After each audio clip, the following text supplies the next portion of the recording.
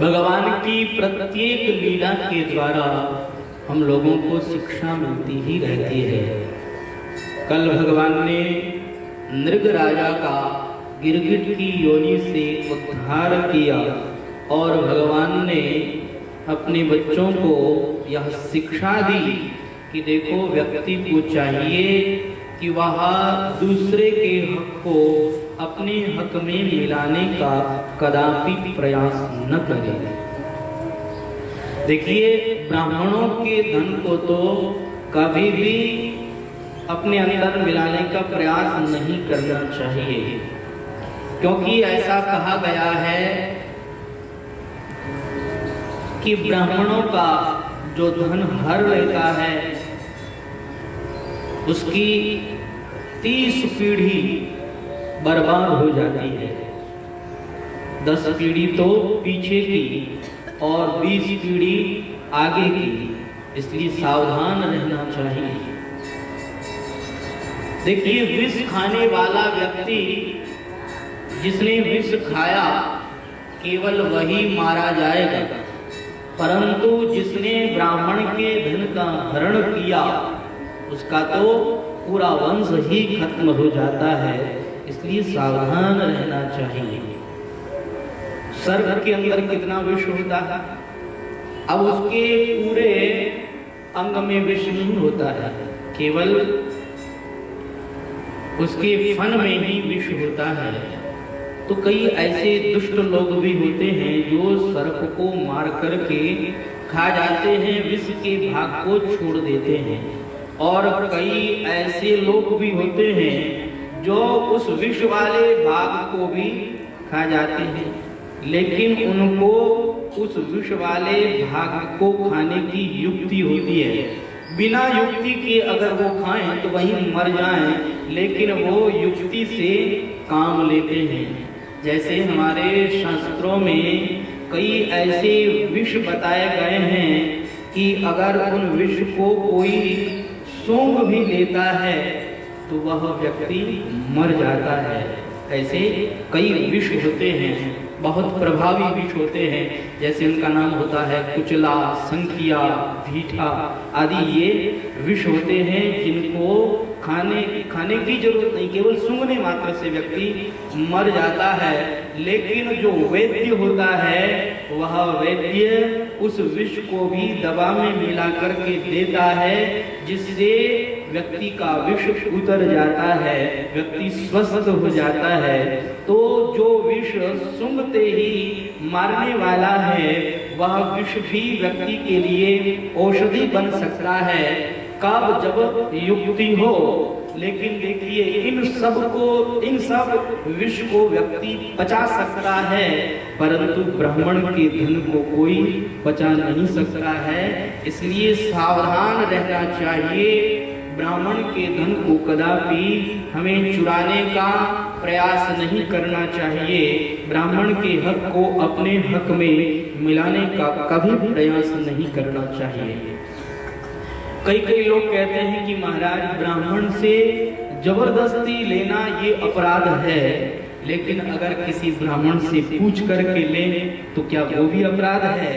कहा नहीं, पूछ करके लें और ब्राह्मण देवता की पूरी सहमति हो, सम्मति हो, ब्राह्मण देव खुश होकर के, राजी होकर के अगर दें तो उस वस्तु को आप अपने काम में ले सकते हैं। वो वस्तु आपका कोई नुकसान नहीं करेगी। लेकिन देखो, पूछ करके लेने में भी फर्क होता है। जैसे आपको हमने बताया था कि जमदग्नि के यहाँ पर कामधेनु थी और उस कामधेनु ने राजा की सेना की भी सेवा कर दी। जितनी बड़ी भारी सेना थी उस बड़ी भारी सेना को भी भोजन प्राप्त करा दिया, और वह भी सुंदर भोजन, सुस्वादु भोजन। तो राजा जमदग्नि के यहाँ पर जब राजा आया तो उसके मन में यह भाव आया कि ये कामधेनु मुझे मिल जाए। उसने जमदग्नि से निवेदन भी किया। तो जमदग्नि ने कहा कि ये तो हमारे काम की वस्तु है, इसके द्वारा हम लोग हवन सामग्री प्राप्त करते हैं, इसे हम आपको नहीं दे सकते हैं। उन्होंने इनकार किया, लेकिन राजा नहीं माने। राजा ने जिद किया तो जमदग्नि ने सोचा कि ज्यादा राजा से जिद करना अच्छी बात नहीं है, राजा तो अभी बलपूर्वक ले जाएंगे। इसलिए जमदग्नि ने विवशता पूर्वक कह दिया कि अगर ये कामधेनु आपके साथ चले तो आप ले जाएं। और उन्होंने जबरदस्ती कामधेनु को साथ में ले लिया और वो लेकर के चले गए। फिर आप जानते हैं कि उनके वंश का क्या हुआ, पूरा उनका वंश ही खत्म हो गया।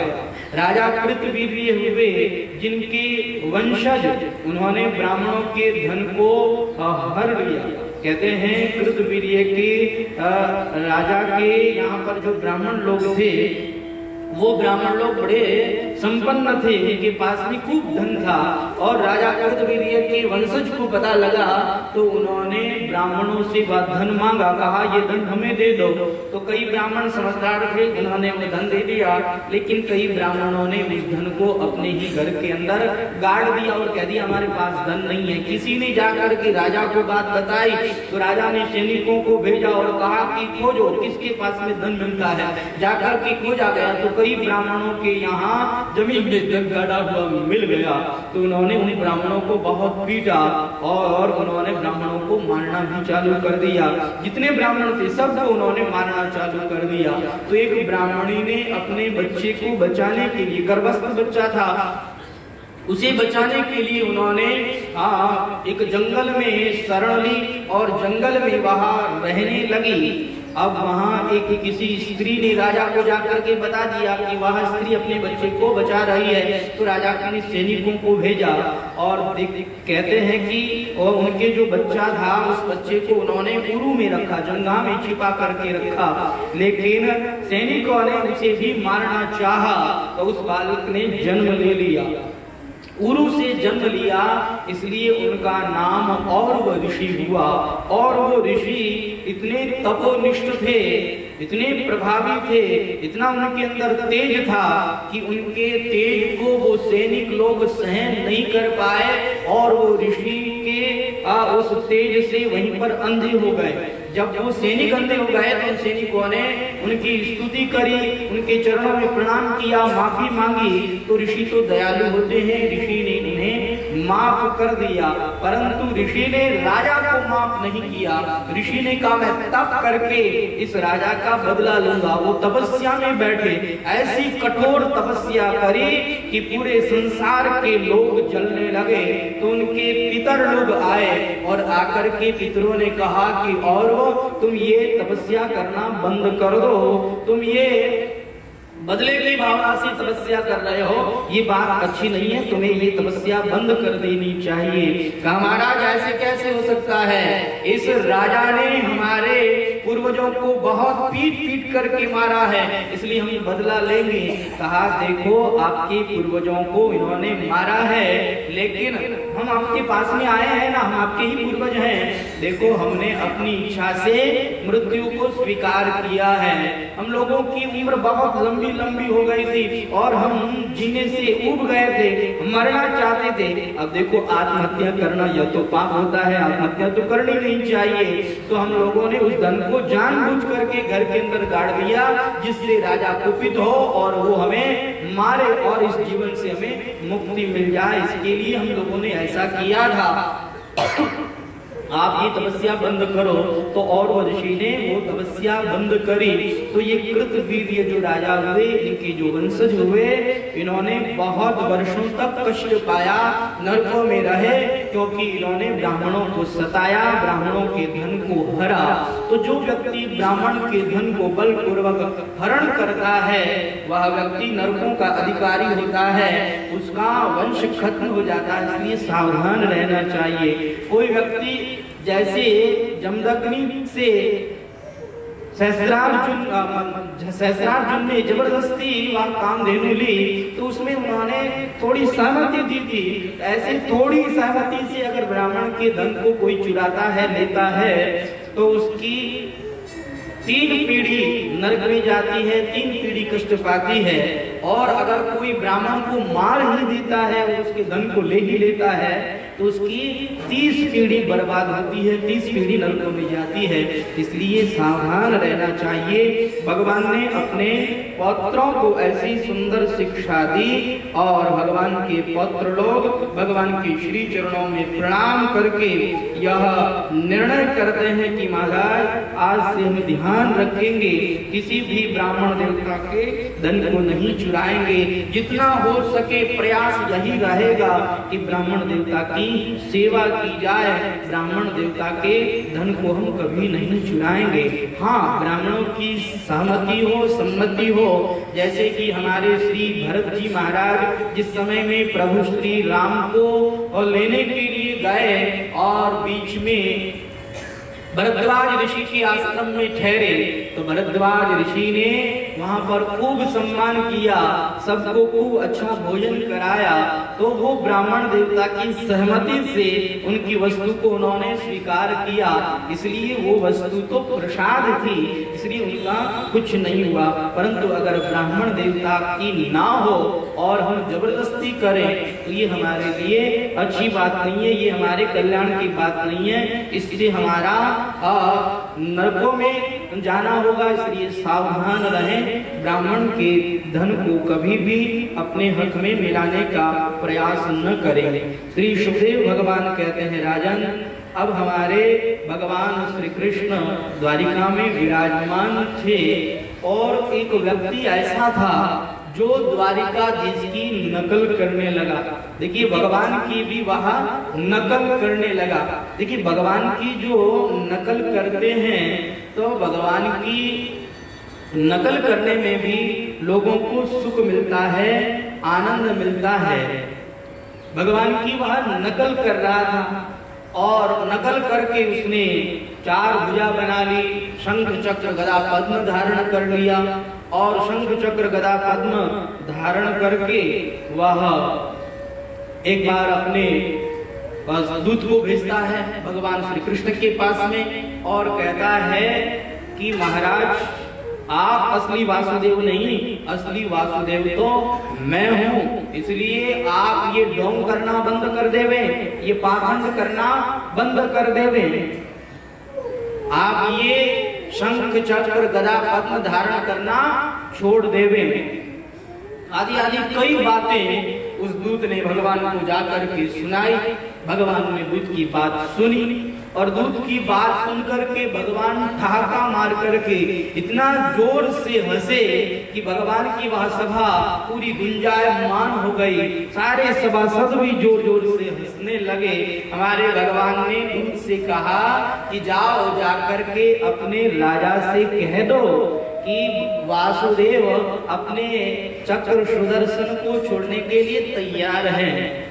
आपने कहा ना अपने अस्त्र शस्त्र छोड़ देवे, तो सबसे पहले हम चक्र सुदर्शन छोड़ेंगे, लेकिन यहाँ नहीं छोड़ेंगे, वहां मैदान में आ जाए, युद्ध मैदान में, वहां पर हम अपने अस्त्र शस्त्रों को तुम्हारे सामने ही छोड़ देंगे।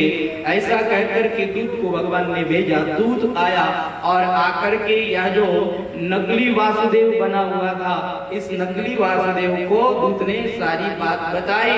इतने भी युद्ध की तैयारी करी, भगवान श्री कृष्ण भी युद्ध मैदान में आ गए और ये नकली वासुदेव भी यहाँ पर युद्ध मैदान में आ गए। और वहां युद्ध मैदान में भगवान ने कहा, तुमने मुझसे कहा कि शंख चक्र गदा पद्म छोड़ दो, तो सबसे पहले मैं अपने चक्र सुदर्शन को छोड़ रहा हूँ, तुम इसे संभाल लेना। कहा हाथ छोड़ो। भगवान ने चक्र सुदर्शन छोड़ा और चक्र सुदर्शन तीव्र गति से गया और जाकर के तीव्र गति से उसका सर धड़ से अलग कर दिया। नकली वासुदेव मारा गया। इसका नाम था श्री पौंड्रक, यह मारा गया। अब तो इसका मित्र काशीराज वह भगवान से युद्ध करने लगा, लेकिन भगवान ने इस काशीराज को भी मार गिराया। अब काशीराज को भगवान ने चक्र सुदर्शन से मारा तो काशीराज का जो सर था वह हमारे भगवान ने काशी में ले जा करके पटका, और वो भी उसके द्वार के आगे। ऐसा भगवान ने क्यों किया? क्योंकि भगवान जानते थे कि काशी राज की, काशी के प्रति बड़ी आस्था है। उसकी यह इच्छा थी कि मैं काशी में ही मरूं, लेकिन वो तो बाहर आया हुआ था। तो हमारे भगवान ने उसकी इस इच्छा को पूर्ण करने के लिए उसका सर काशी में ले जाकर के उसके द्वार पर पटका, और जैसे ही सैनिकों ने देखा, जाकर के महल में सूचना करी, और सारे राजमहल में सूचना हो गई, हमारे काशीराज मारे गए, काशीराज मारे गए। सारे लोग रोने लगे, स्त्रियां रोने लगी, और उसका एक बालक था जिसका नाम था सुदक्षिण। कहते हैं इसने कहा कि मैं अपने पितृहंता का बदला लूंगा, जिसने मेरे पिता को मारा मैं उसे नहीं छोड़ूंगा। उसको राजा बना दिया गया, और उसने भगवान शंकर की आराधना करी। भगवान शंकर तो जल्दी प्रसन्न होने वाले हैं, प्रसन्न हो गए। बेटा वर मांगो, तुमको क्या चाहिए? कहा महाराज मुझे यह वर दे दो कि मेरे जो पिता के हंता हैं, जो मारने वाले हैं, मैं उसका वध कर सकूं, ऐसा मुझे आप वरदान दे दो। अब तो हमारे भगवान शंकर भी चक्कर में पड़ गए कि हम कैसा वरदान देने जा रहे हैं। भगवान शंकर थोड़ा विचार करके वरदान देते हैं।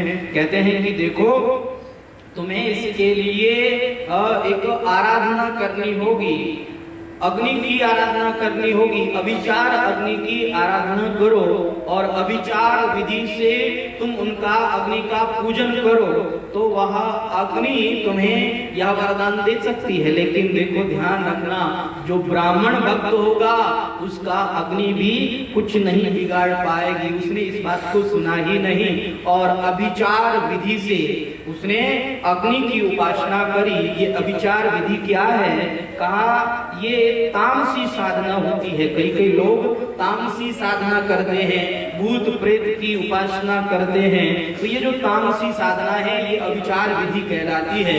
उस तामसी साधना से उसने अग्नि की उपासना करी, अग्नि प्रकट हुए, और काली काली अग्नि प्रकट हुई, भयंकर उसका रूप देख करके भी डर लगे ऐसा उसका रूप। उसने कहा महाराज क्या करना है बोलो बताओ। कहा जाओ, जाकर के द्वारिका को जला दो और द्वारिकाधीश को नष्ट कर दो। तो वह अपनी कृत्या का रूप लेकर के द्वारिका में आई। द्वारिका के लोगों ने अपनी और उस भयंकर अग्नि को आते हुए देखा, दौड़ते हुए भगवान द्वारिकाधीश के पास में आए। द्वारिकाधीश ने जब यह देखा कि यह अग्नि हमारी ओर आ रही है, द्वारिका को जलाना चाहती है, तो हमारे भगवान ने चक्र सुदर्शन के द्वारा उस कृत्या को भस्म करवा दिया। और भगवान श्री कृष्ण का यह चक्र सुदर्शन काशी में आया, और यहाँ आकर के इनका जो काशी का महल था, काशी नरेश का, सारे महल को जला दिया, और जो कृत्या को भेजने वाले थे सबको उन्होंने मार गिराया। और इस तरह से वह सुदक्षिण मारा गया। हमारे भगवान ने काशी नरेश और पौंड्रक का वध करके उनका उद्धार किया। श्री सुखदेव भगवान से राजा परीक्षित ने यहाँ एक प्रश्न किया। कहा महाराज माफ करना, मैं एक पीछे का विषय वापस लेना चाहता हूँ। जैसे आपने बताया कि नृग राजा ने पाप किया, उनके द्वारा जो पाप हुआ वह अनजान में हुआ, कोई जानबूझ करके नहीं हुआ। अनजान में जो पाप हुआ उसका भी इतना बड़ा दंड दिया गया। महाराज हमें तो यह उचित नहीं लगता है। और महाराज वो जो ब्राह्मण लोग थे वो ब्राह्मण थे कि राक्षस थे? उन्होंने राजा पर जरा सी भी दया नहीं करी। राजा गिड़गिड़ा रहे थे, हाथ जोड़ रहे थे, हे ब्राह्मण देव आप ये गाय इन्हें वापस दे देवें, लेकिन उन्होंने राजा की बात को सुना ही नहीं। तो ये उन्होंने उचित नहीं किया। महाराज आप मुझे बताएं कि उन्होंने ऐसा क्यों किया, और राजा का जो अपराध था वह अपराध तो बहुत छोटा था और उन्हें इतना बड़ा दंड दिया गया। महाराज मेरे मन में ये प्रश्न उठ रहे हैं, आप मुझे इन प्रश्नों का उत्तर देवे। तब श्री सुखदेव भगवान कहते हैं कि देखो पाप जाने में हो चाहे अनजाने में हो, उनका फल तो व्यक्ति को भोगना ही पड़ता है। अब अग्नि को आप जानबूझ करके छुओ अथवा अनजान में छुओ, अग्नि का काम है जलाना, तो अग्नि तो जला करके ही रहेगी। ऐसे ही पाप कोई जानबूझ करके करे चाहे अनजाने में करे, पाप तो अपना काम करेंगे ही, पाप का फल तो व्यक्ति को भोगना ही पड़ेगा। और देखिए पाप भी दो प्रकार के होते हैं, एक आर्द्र पाप होता है और एक शुष्क पाप होता है। देखिए आर्द्र पाप वो होता है जो जानबूझ करके किया जाता है और शुष्क पाप वो होता है जो अनजान में किया जाता है। देखिए आर्द्र पाप जो होता है उसका जो फल होता है, जो दंड दिया जाता है, उसके द्वारा व्यक्ति को बड़ा कष्ट होता है, बड़ी पीड़ा होती है। लेकिन जो शुष्क पाप होता है जो अनजान में किया जाता है उसका भी दंड मिलता है, लेकिन उसका जो दंड दिया जाता है उससे व्यक्ति को कष्ट नहीं होता है। तो हमारे जो महाराज नृग थे उनको जो दंड दिया गया था उससे उनको कोई कष्ट नहीं हो रहा था, क्योंकि वो शुष्क पाप था। रही बात उन ब्राह्मणों की, तो देखिए पुराने जमाने में ब्राह्मण लोग यज्ञ करते थे और यज्ञ में एक यज्ञ की गाय होती थी। देखिए वहाँ ब्राह्मण लोग विधि विधान पूर्वक यज्ञ करते थे, विधि विधान में जरा सी भी उनकी त्रुटि नहीं होती थी और विधि विधान में त्रुटि बहुत बड़ा दोष माना जाता था। और गाय का नष्ट हो जाना या उसका खो जाना या तो बहुत ही बड़ा दोष माना जाता था। तो यह जो गाय थी वह गाय यज्ञीय गाय थी, यज्ञ की गाय थी, इसलिए वो ब्राह्मण देव अपनी बात पर अड़े रहे कि मुझे तो यही गाय चाहिए, क्योंकि मेरे यज्ञ की गाय है, मैं यज्ञ कर रहा हूँ, मेरे यज्ञ में अगर गाय नष्ट हो जाए, गाय खो जाए तो ये तो बहुत बड़ा अपराध बन जाता है। पुराने जमाने में यज्ञ की गाय को व्यक्ति नष्ट नहीं होने देते थे, उनका बहुत ध्यान रखते थे। कहते हैं एक खांडित्य नाम के राजा थे और उनके एक भाई थे ऋतध्वज। कहते हैं कि खांडित्य वो थोड़े बलवान नहीं थे, तो ऋतध्वज ने खांडित्य को अपने राज्य से बाहर निकाल दिया और वो राज्य करने लगे। और एक बार खांडित्य ने यज्ञ किया, यज्ञ में एक गाय को रखा तो उनकी गाय को एक सिंह खा गया। अब बहुत बड़ा दोष हो गया। उन्होंने खूब ब्राह्मणों से पूछा कि हमें इसके प्रायश्चित में क्या करना चाहिए। सबने कहा कि हमें पता नहीं कि इसका प्रायश्चित क्या होगा। सबने ना दे दिया, सबने मना कर दिया। तो कहा कि वो जो आपके भाई ऋतध्वज हैं वो जानते हैं कि इसका प्रायश्चित क्या होगा। तो उन्होंने आकर के ऋतध्वज से कहा कि इस तरह से मेरी यज्ञ की गाय को सिंह ने मार दिया है, आप कुछ उपाय करें। तो ऋतध्वज वो चाहते तो यहाँ पर बदला ले सकते थे, लेकिन उन्होंने बदला नहीं लिया। उन्होंने प्रायश्चित बताया और याज्ञिकी ने खांडित्य ने उन्होंने वह प्रायश्चित किया। तो कहने का मतलब यह है कि अगर यज्ञ की गाय खो जाए या नष्ट हो जाए तो बहुत बड़ा अपराध बनता है। इसलिए उस ब्राह्मण देवता ने अपनी वह गाय दूसरे ब्राह्मण को देने से बिल्कुल इनकार कर दिया। तो उस दूसरे ब्राह्मण ने जिसने गाय ली थी उन्होंने वह गाय उस दूसरे ब्राह्मण को वापस क्यों नहीं दी, इस पर भी तो प्रश्न उठता है। तो कहा देखो पुराने जमाने में लोगों की यह धारणा थी कि दान दी गई वस्तु को बेचना नहीं चाहिए। अन्य वस्तु को तो फिर भी बेच सकते हैं, लेकिन जो गाय का दान दिया जाता है, जो गाय दान में आई हुई है, तो उस दान में आई हुई गाय को बेचना तो बहुत बड़ा अपराध, बहुत बड़ा दोष माना गया है। इसलिए उस ब्राह्मण ने भी ना दे दिया कि नहीं, ये दान में आई हुई गाय है, मैं इसे कैसे दे सकता हूँ। और इस तरह से वहां पर वो ब्राह्मण लोग लड़ते रहे और वो जो नृग राजा थे उन्होंने दोनों की हाँ में हाँ मिलाया। और ये ब्राह्मण लोग कहते तो कहते हाँ ये भी अच्छी बात है, ये भी ठीक बात है। दूसरे ब्राह्मण कुछ कहते तो कहते हाँ ये भी अच्छी बात बात है, ये भी ठीक बात है। ब्राह्मणों की हाँ में हाँ मिलाते रहने के कारण उन ब्राह्मणों ने कहा, अरे राजन क्या कर रहे हो, ये गिरगिट की तरह रुख क्यों बदल रहे हो, सबकी हाँ में हाँ कैसे मिला रहे हो। और उसी समय में राजा की मौत हो गई। राजा को उन्होंने गिरगिट कहा। राजा बड़े क्षुब्ध हो गए कि इन्होंने मुझे गिरगिट कह दिया। अब गिरगिट का स्मरण करने के कारण उनकी मौत हुई, इसलिए वो राजा गिरगिट बने। श्री सुखदेव भगवान से राजा परीक्षित बड़े प्रसन्न हुए और कहा, महाराज आपने हमारी शंका का समाधान कर दिया। महाराज अब आप हमें भगवान की आगे की लीला सुनाएं। तब श्री सुखदेव भगवान कहते हैं, राजन अब हम आपको भगवान की आगे की लीला श्रवण कराते हैं। देखिए एक बार की बात है कि श्री नारद जी महाराज हमारे भगवान की दिनचर्या देखने के लिए भगवान के महल में आए और उन्होंने आकर के क्या देखा कि भगवान विराजमान हैं और भगवान के पास में उनके पौत्र आदि विराजमान हैं। नारद जी को देखा तो बड़ा सम्मान किया, श्री चरणों में प्रणाम किया और उनकी विधिवत पूजा करी। नारद जी महाराज कहने लगे, भगवान आप ये क्या कर रहे हैं। भगवान कहने लगे, नहीं नहीं आप संत हैं, आप मेरे घर पर पधारे हैं, मैं एक गृहस्थ हूँ, आपकी सेवा करना आपकी पूजा करना यह तो सत्गृहस्थ का कर्तव्य है। महाराज मैं अपने कर्तव्य का पालन कर रहा हूँ, मुझे रोकिए मत। भगवान ने विधिवत उनकी पूजा करी। पूजा करके अब हमारे भगवान ने रुक्मिणी से कहा, जल्दी से जल्दी भोजन बनाओ, आज हमारे घर पर संत पधारे हैं, इनको बढ़िया अच्छे से भोजन कराओ। नारद जी महाराज ने कहा, नहीं नहीं हम अभी यहाँ नहीं रुकेंगे, हमारे कुछ काम है। कहा नहीं नहीं महाराज काम बाद में हो जाएगा, पहले आपको भोजन करना पड़ेगा। जबरदस्ती हमारे भगवान ने भोजन करा दिया।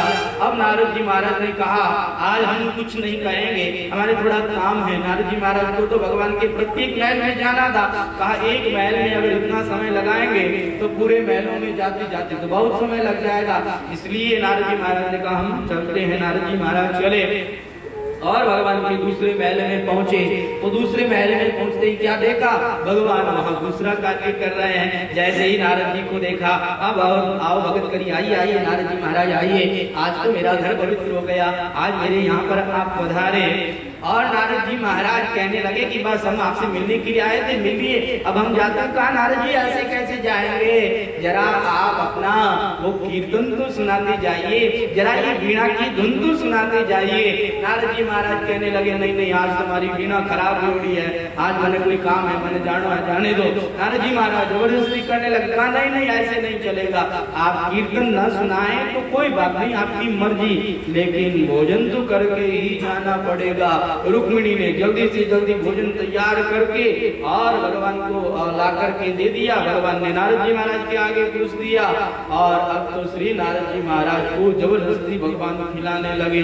नारद जी महाराज ने कहा, अगर इस तरह से महलों में गए और जबरदस्ती भोजन करने लगे तो हम तो यही राम शरण हो जाएंगे, इसलिए कोई अन्य उपाय करना चाहिए। नारद जी महाराज ने कहा, अब तुम सूक्ष्म रूप से भगवान के महलों में जाएंगे ताकि भगवान को कुछ भी पता न लगे।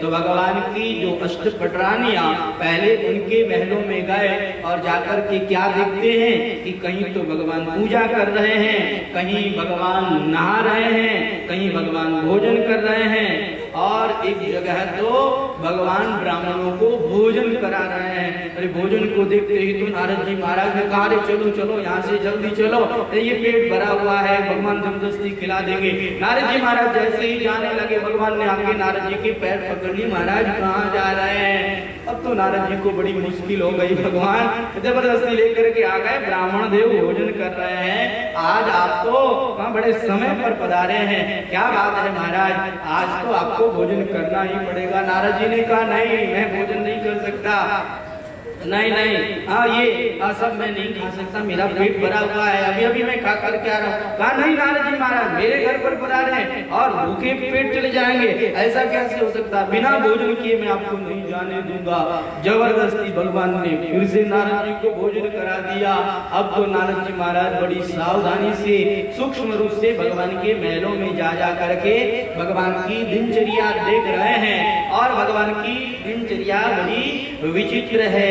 जैसे संसारी लोग अपने बच्चों को खिलाते हैं, ऐसे ही भगवान भी बच्चों को गोद में लिए हुए कहीं बच्चों को खिला रहे हैं, कहीं बच्चों का लाड कर रहे हैं और कहीं बच्चों को उपदेश कर रहे हैं, कहीं अपनी स्त्रियों के साथ बैठे हैं, उनसे बात कर रहे हैं, ऐसी मजाक कर रहे हैं और कहीं कहीं भगवान गोमाता की सेवा कर रहे हैं। इस तरह से भगवान की प्रत्येक महल में अलग अलग लीला को नारद जी महाराज ने देखा और श्री नारद जी महाराज तो बड़े विस्मित हो गए। आए थे भगवान की लीला को देखने के लिए कि भगवान किस तरह से इन स्त्रियों के साथ रहते हैं, क्योंकि भगवान की 16,108 रानियां हैं, तो उनको किस तरह से राजी रखते हैं। चलो हम चल करके देखें तो सही। हम तो एक स्त्री को भी राजी नहीं कर पाए। कहा महाराज क्या कह रहे हैं आप?